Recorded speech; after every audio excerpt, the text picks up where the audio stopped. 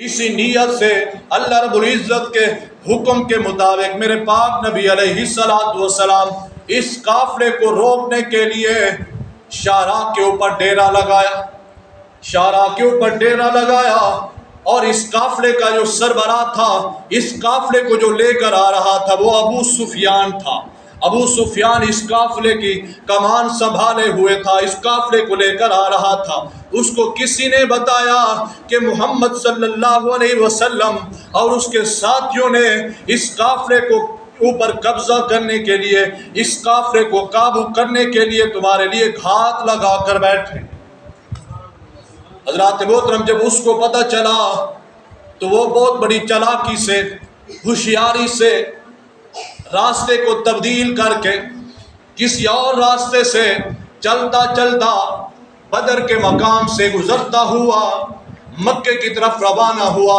اور ساتھ ہی اس نے پہلے ہی پیغام بھیج دیا تھا مکہ کے کافروں کی طرف، ابو جہل اور ابو لہب کی طرف، کہ محمد صلی اللہ علیہ وسلم اور ان کے ساتھی ہمارے اوپر قبضہ کرنا چاہتے ہیں، یہ جو بہت بڑا سامان ہم لے کر آ رہے ہیں یہ ہم سے چھیننا چاہتے ہیں، جلدی آؤ ہماری مدد کے لیے، سبھی کو بلا کر لے کر آؤ۔ حضرات محترم، جب یہ پیغام پہنچا تو مکہ کے کافر سارے مل کر تلواریں اٹھا کر، اسلحہ اٹھا کر اس اپنے قافلے کو بچانے کے لیے روانہ ہو گئے۔ تو حضرات محترم، ابو جہل تو پیش تھا، اس نے کہا میں جاؤں گا اور سبھی لوگوں کو لے کر جاؤں گا، لیکن ابو لہب، عتبہ، شیبہ، حکیم بن حزام یہ کہہ رہے تھے کہ ہم نہیں جاتے کیونکہ ہمیں ڈر لگتا ہے کہ ہمیں محمد صلی اللہ علیہ وسلم اور اس کے ساتھی نہیں چھوڑیں گے، ہمیں قتل کر دیں گے بدر کے میدان میں، کیونکہ نبی نے پہلے فرما دیا ہے کہ بدر کے مقام میں فلاں فلاں جگہ پر فلاں فلاں کافر مرے گا۔ تو ذات محترم بالآخر ابو جہل نے مجبور کر کے لے کر آیا، اور جس وقت یہ قافلہ بدر سے آگے گزرا، اس نے دوبارہ پیغام پہنچایا کہ ہم خیری سلامتی سے نبی کریم علیہ السلام اور اس کے ساتھیوں سے اپنا بچاؤ کر کے آ رہے ہیں مکے کی طرف، لہذا تم بھی واپس آ جاؤ، ہم اپنا مال ساز و سامان بچا کے گزر آئے ہیں آگے، تم واپس آ جاؤ۔ جب یہ خبر ابو جہل کو پہنچی، ابو جہل نے کہا نہیں، میں نے واپس نہیں جانا، اگرچہ ہمارا تجارتی قافلہ واپس مکے کی طرف پہنچ گیا ہے، میں واپس نہیں جاؤں گا، بلکہ میں جاؤں گا وہاں پر کنجریاں نچاؤں گا، وہاں پر جا کر اونٹ ذبح کروں گا، وہاں پر ناچ گانا کراؤں گا، وہاں پر جا کر قیام کروں گا، بدر میں جا کر مسلمانوں کے ساتھ جنگ کروں گا، تاکہ ارد گرد کے مسلمانوں کو پتہ چل جائے کہ اس کے پاس کتنا بڑی طاقت ہے، کتنا بڑی پاور ہے۔ تو حضرات محترم، اس کے اندر ایک تکبر اور غرور تھا۔ مفسرین کرام لکھتے ہیں کہ یہ جب ابو جہل کے ساتھ قافلہ مکہ سے نکلا تو یہ راستے میں جہاں بھی رکتے تھے نا، ایک دن میں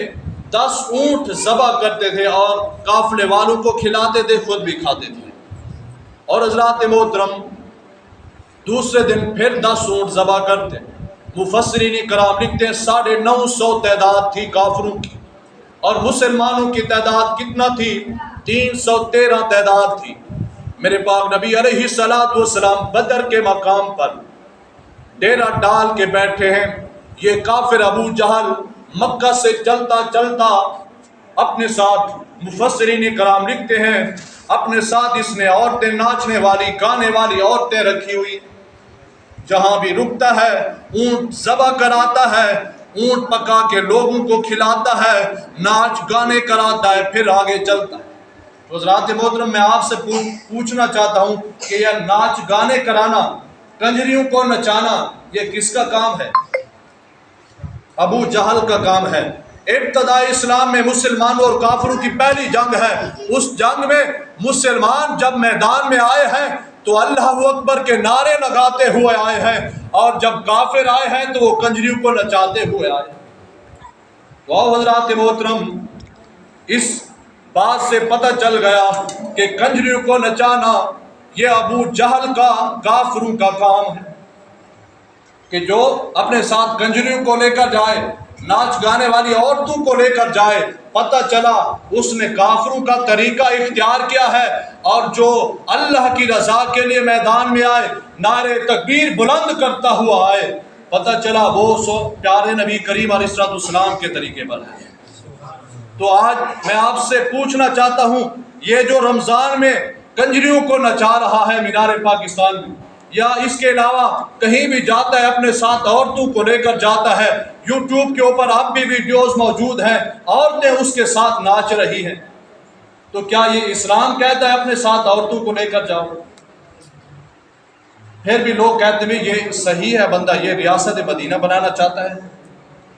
اگر تمہارے نزدیک صحیح ہے تو پھر تم جاؤ اپنی عورتوں کو لے جاؤ اس کے پاس، جاؤ تم بھی جاؤ اپنی عورتوں کو بھی لے جاؤ۔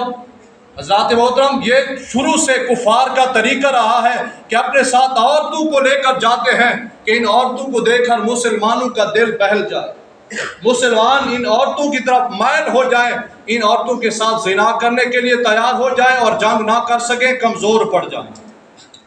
تو آج بھی جو عورتوں کو لے کر جاتا ہے اپنے ساتھ، تو وہ مسلمانوں کے ایمان کے اوپر ڈاکہ ڈالنا چاہتا ہے، مسلمانوں کو زنا کی طرف بلانا چاہتا ہے، مسلمانوں کو کمزور کرنا چاہتا ہے۔ تو حضرات محترم،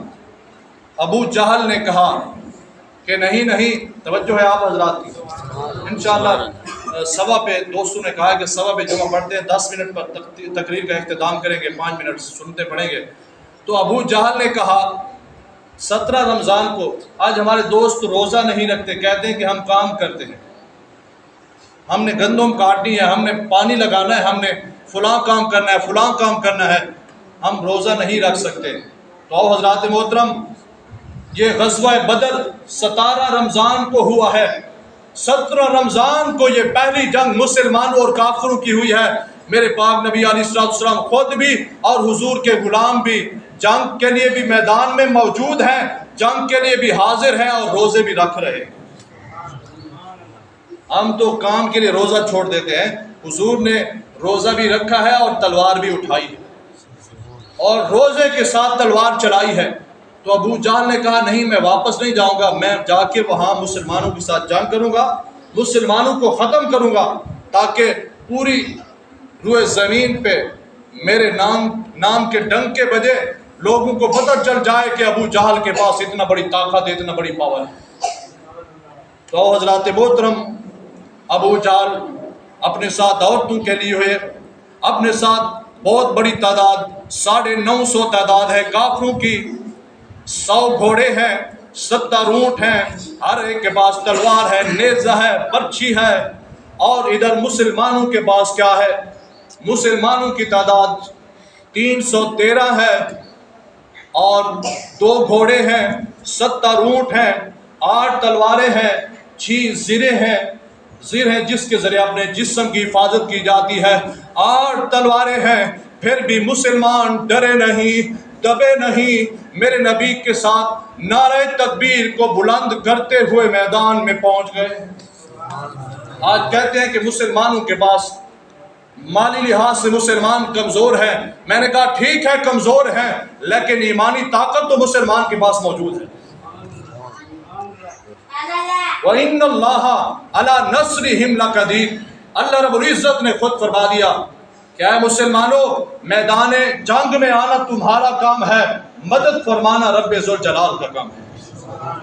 وَإِنَّ اللَّهَ عَلَى نَصْرِهِمْ لَقَدِيرٌ، اللہ فرماتا ہے میں تمہاری مدد کرنے پر قادر ہوں، تم آؤ تو صحیح، میدان میں آؤ تو صحیح، قدم اٹھاؤ تو صحیح، میں فرشتے بھیج کر تمہاری مدد نہ کروں تو مجھے محمد کا رب نہ کہنا۔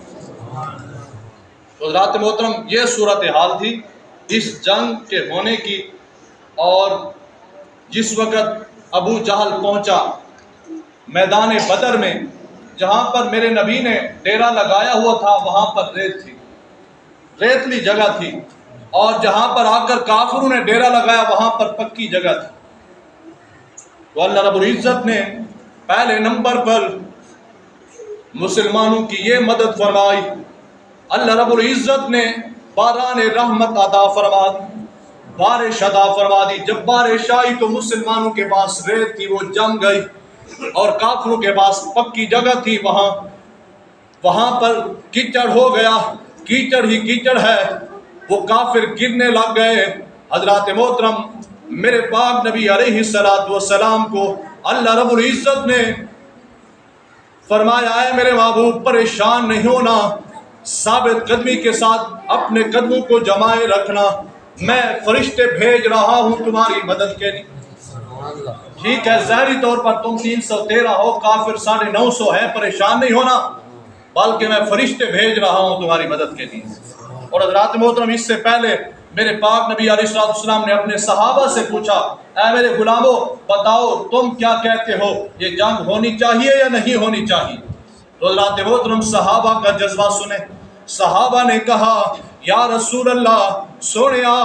ہم موسیٰ علیہ السلام کی قوم کی طرح نہیں ہے کہ جب حضرت موسیٰ علیہ السلام نے اپنی قوم کو کہا تھا آؤ میرے ساتھ مل کر ہم جہاد کرتے ہیں، میرے ساتھ مل جاؤ ہم دشمن کے ساتھ لڑتے ہیں، تو اس قوم نے جواب دیا تھا فَاذْهَبْ أَنْتَ وَرَبُّكَ فَقَاتِلَا إِنَّا هَاهُنَا قَاعِدُونَ۔ اے موسیٰ تم اور تمہارا رب جاؤ، ہم یہاں پر بیٹھے ہیں تماشا دیکھنے کے لیے۔ یا رسول اللہ، ہم موسیٰ علیہ السلام کی قوم کی طرح نہیں ہیں، بلکہ آپ اشارہ کرو، آپ حکم کرو، ہم اپنی جانیں قربان کرنے کے لیے تیار، بلکہ اگر آپ حکم کریں تو ہم سمندر میں گھوڑے ڈالنے کے لیے بھی تیار ہیں۔ یا رسول اللہ، جہاں آپ کا پسینے کا قطرہ گرے گا وہاں پر ہمارا خون گرے گا۔ یا رسول اللہ، ہم اپنا سب کچھ قربان کرنے کے لیے تیار ہیں۔ تو حضرات محترم، صحابہ کا یہ جذبہ تھا، یہ عشق تھا حضور سے کہ انہوں نے کہا کہ ہم اپنا سب کچھ قربان کر دیں گے، اس محبوب کو اکیلا نہیں چھوڑیں گے۔ تو اللہ رب العزت ہم سب کو پیارے نبی کریم علیہ السلام کی سچی محبت اور غلامی نصیب فرمائے، اور ہم سب مسلمانوں کو اپنا وقار سمجھنے کی توفیق عطا فرمائے۔ مسلمان کے بعد سب سے بڑی طاقت ایمان ہے، سب سے بڑی طاقت ایمان ہے کہ جس وقت ایمان کے ساتھ مسلمان کوئی بھی قدم اٹھاتا ہے اللہ اس کی مدد کے لیے فرشتوں کو بھیج دیتا ہے۔ تو ہمیں اپنے آپ کو کمزور نہیں سمجھنا چاہیے،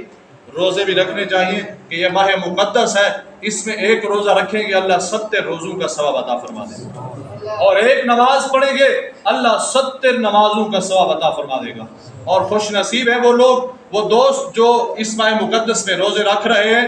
اور نماز تراویح پڑھ رہے ہیں۔ نماز تراویح پڑھنے سے حدیث پاک میں آتا ہے جو آ کر تراویح میں قرآن پاک سنتا ہے کل قیامت کے دن قرآن رب کی بارگاہ میں عرض کرے گا، مولا منعتہ النوم باللیل، میں نے رات کو جا کر اس کی نیند چھڑا کر اس کو مسجد میں لے آیا تھا، یہ اپنی نیند کو چھوڑ کر مسجد میں آ کر قرآن پاک کی تلاوت